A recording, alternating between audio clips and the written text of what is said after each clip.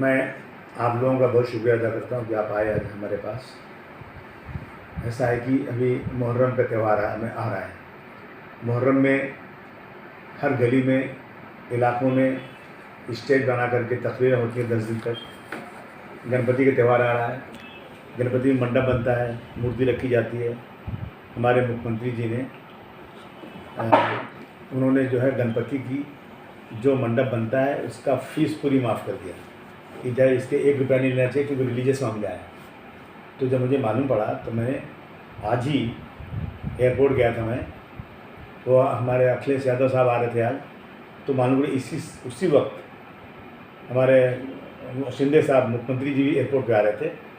तो मैं भी लिया उनसे, मैंने जल्दी से इस कागज़ निकाला और लिखा उसके ऊपर कि सर मेरा निवेदन है कि जिस तरह से आपने बड़ा दिल करके गणपति के लिए मंडप की पूरी फ़ीस माफ़ किया है, इसी तरह से मुहर्रम की भी पूरी फ़ीस आप माफ़ कर दीजिए।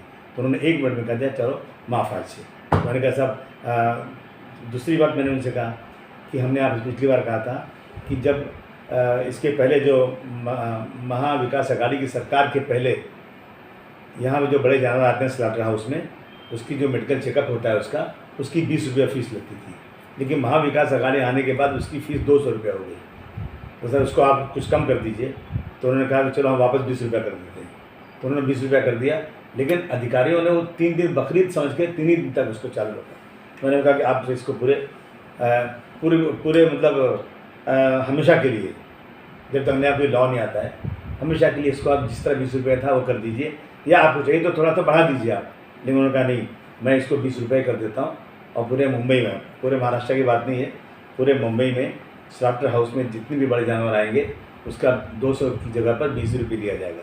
ये 2 काम उन्होंने आज किया है, ताकि मैं आपके माध्यम से सबको बता देना चाहता हूँ कि अब आपको कोई भी फ़ीस बड़े जानवर की 20 रुपये से ज़्यादा नहीं देनी है।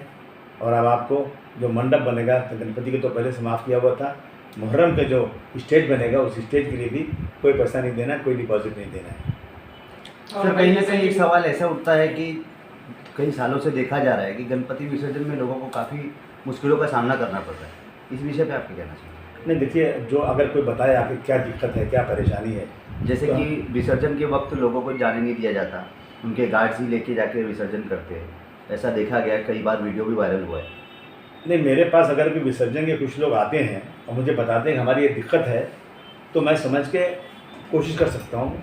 किसी का भी कोई प्रॉब्लम है जो लोग फेस कर रहे हैं, अगर उसकी सारी चीज़ें हम लोगों को बताएं कि हम जनता के नुमाइंदे हैं, पब्लिक रिप्रेजेंटेटिव हैं, तो हम बताएं तो असेंबली से लेकर पर्सनल मिल करके असेंबली में सवाल उठा करके कोई भी दिक्कत हो उसको उठाने की पूरी कोशिश करेंगे।